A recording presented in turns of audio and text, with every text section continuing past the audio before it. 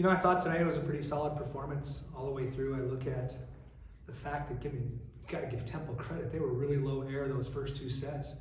We had to score points. We had to score 18 points that first set to win, just in attacking, and had to put up a couple blocks and get a couple aces. So really, we had to score 22 of the 25 points on our own. They didn't give us anything.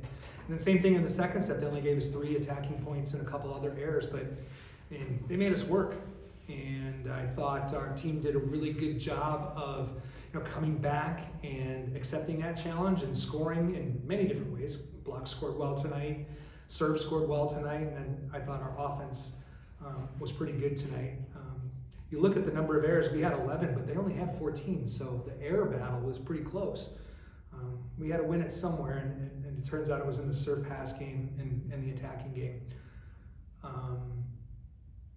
All in all, when it comes to being home, it's long overdue.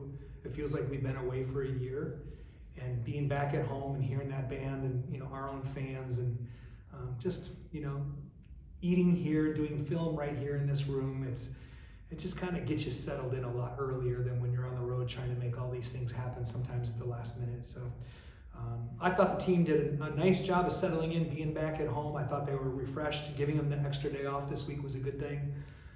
4 weeks on the road, not easy. Don't recommend it for anybody. But I thought they did a nice job of just settling in and doing their part.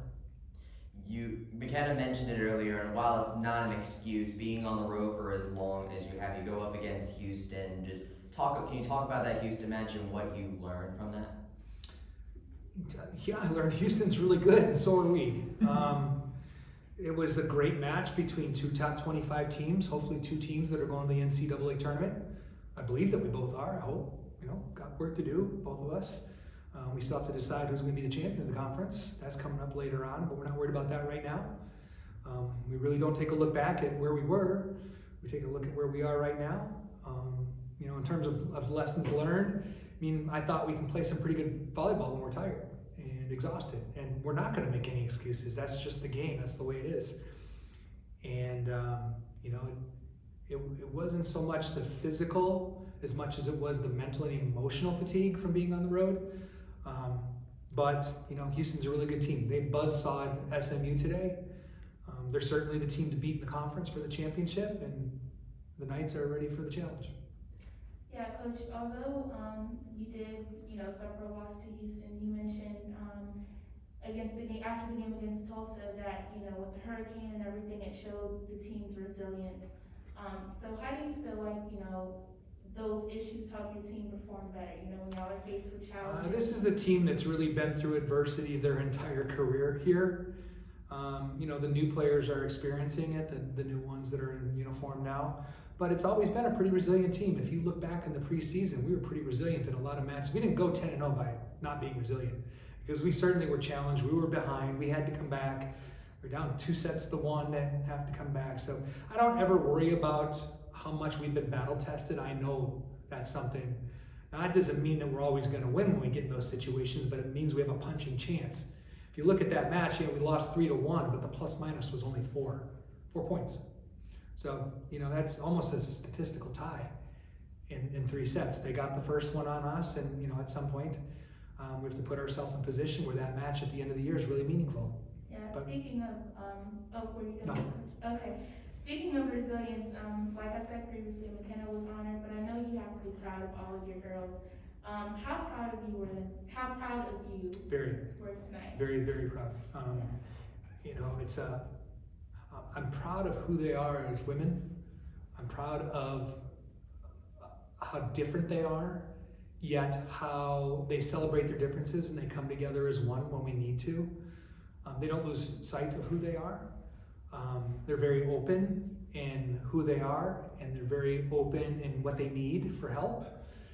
And I love that about a team that's so inquisitive that they're not afraid to ask the questions and not afraid to stand up and say, hey, I need this, or I'd like to hear this, or tell me about this. I've never had a team that's so hardworking when it comes to watching film and getting extra reps off the court on their own time. And it doesn't surprise me that this is a group that has gone on and had the success that they've had over the last 4.5 years, because that's just who they are. It's ingrained in them. You look at the classroom, they're getting a 3.7 as a team, and that doesn't happen. I can't think of 3 schools in the country that have that. So, I mean, I can't even tell you how proud I am of them, and not on the court. I'm proud of what they do on the court, but I'm so proud of what they do off the court and how they represent themselves, the athletic department, the university, and as student athletes. You ended up with the 432 attacking percentage. I'm looking now, I believe that's your highest of the season. What really worked about the offense tonight, Davey, again? This is something we've been working on in practice, is just about finding the right person at the right time. Sometimes we force some things that we don't need to force. And sometimes our inconsistencies, there's a lot of timing that takes place between a setter and a hitter. And if a setter hangs the ball just a little bit, the hitter's timing is off. And now they're up there just kind of hitting a half-speed shot. Happens with the middles all the time. And but I thought this was the best match where Amber was in sync with her hitters. I thought we took some great rips, even some that got dug, but they were great rips. Give Temple credit for digging some of those slides down the line, because not many people would have. I mean, they were crushed. So I just think the timing between the setter and the hitters was probably the best that it's been all year.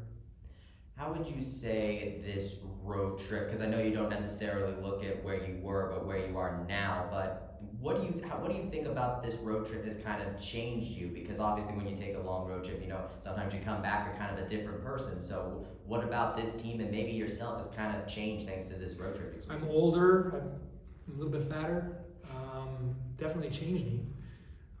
Being on the road is, you're on the road. You're eating road food, and you're not exercising as much as you should. I didn't. I know that Jenny and Jenna had a chance to exercise plenty, but my face was buried in stats and boring stuff, I guess. No, it does. It changes me in that I have to recover. I have to recover mentally. My mental acuity has to be sharp. But it really changed the team in a nice way. And when you're together for that long, it's almost like living together. And the bonds that were formed between everybody and the unselfishness that's displayed between each other. Like tonight, we just decided to let Stella get the start. And she went out there and did a good job for us. We put Emily in, and then she went out there and hit 500 on a few kills, 4 kills. Then we finished with Stella again, But that's me going to Emily saying, hey, I want to get Stella back in there. I want to get her some more swings and, help her feel comfortable on the floor. We have those 3 outside hitters, and we're trying to give them time and opportunities. So I wanted to make sure that Stella got back out on the floor again. Yeah, Coach, you've been the UCF head volleyball coach since 2008. So what have you learned about yourself over the course of this time? That's a great question. We got to give credit where credit is due. I mean, you're obviously doing a fantastic job with these girls. So I just put on 100,000 miles over the last 4 weeks, and you're going to ask me some existential question about my existence. No, I think that's a great question. I think it's fair to say, as you get longer in your career, do you have the same vim and vigor that you had when you were a younger coach?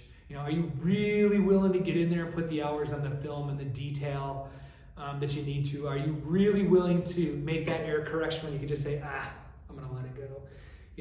And I was taught well by some pretty elite coaches. Even Chuck into his 70s, he never lost sight of the importance of that detail. And that's something that I try to maintain. I think anybody that travels with us will know that I expect a certain amount of detail. And there's a certain way I like things done. The players know that, the coaches know that. And I think we are who we are because it's predictable. It's the same every time. It's not this time and this time. It's pretty predictable, especially when we're on the road. And I think that's the best thing that we can do to make it feel like home, is make it really predictable. So, we're on the road, but we've done this all the time, and that's one of the ways that we kind of trick ourselves into feeling comfortable and being at home. But, really as far as me, still feeling that passion, that fight, there's a little spell tonight where things got a little bit feisty, and, I'm glad to have that. she was right. I mean, she had reason to be, as audible as she was, and she had reason to try to hold things up. It's my job to try not to let her do that, but I give her credit. I mean, she stalled the game the way she wanted to. She asked for explanations. Total credit. That's great coaching on her part. And I have to do my job to try to get it skewed back in our direction. So that was a good battle. I like that. Linda and I go way back. We were assistants in the Pac-12 20 years ago, and she was at Arizona State. I was at USC, and she's done a great job with her career being a head coach, and I wish her all the best up there at Temple. The SWA that hired me, Jessica Rio, is the SWA up there at Temple, and I talked to Jessica at length about Linda, and I thought how Linda could help that program get better. I'm not claiming that she got hired because of me by any means, but I gave her the best recommendation I could because I think she's really good, and I think she's going to be good for Temple. So it was, it was good to show that feistiness. It was good to have that under the belt, and that it just came when I called it. Do you think it's going to be like McKenna said, like it's not going to hit you everything you've done until you're retired? And yeah, it's going to be years. It's going to be years. I think that everybody keeps talking about how many wins I'm at. I don't even remember what it is now. Don't tell me.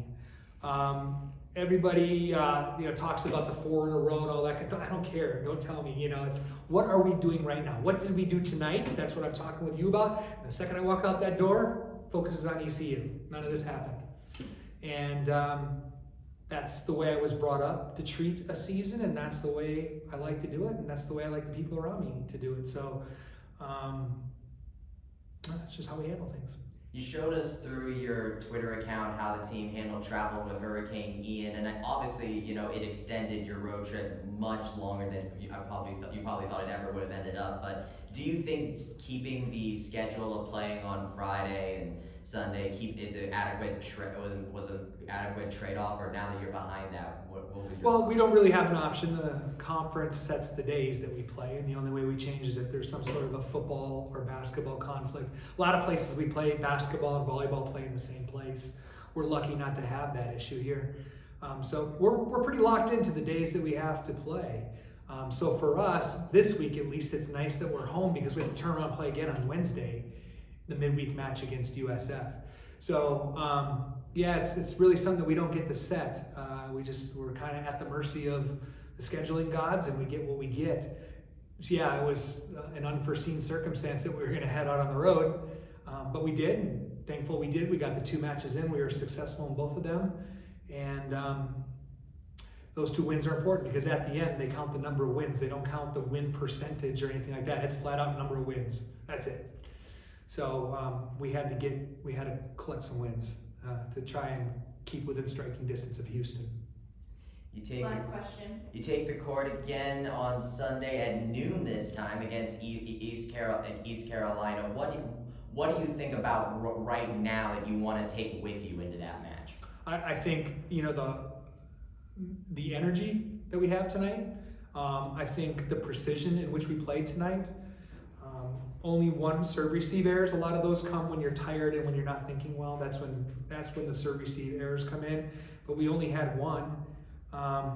We attacked for a pretty massive percentage, both kill percentage and kill efficiency. That's all precision. That's all having your mind in the moment. So that's what I want to carry into Sunday. Awesome. Thank you, Coach. All right. Thanks, everybody. Appreciate it. Jenna, thank you.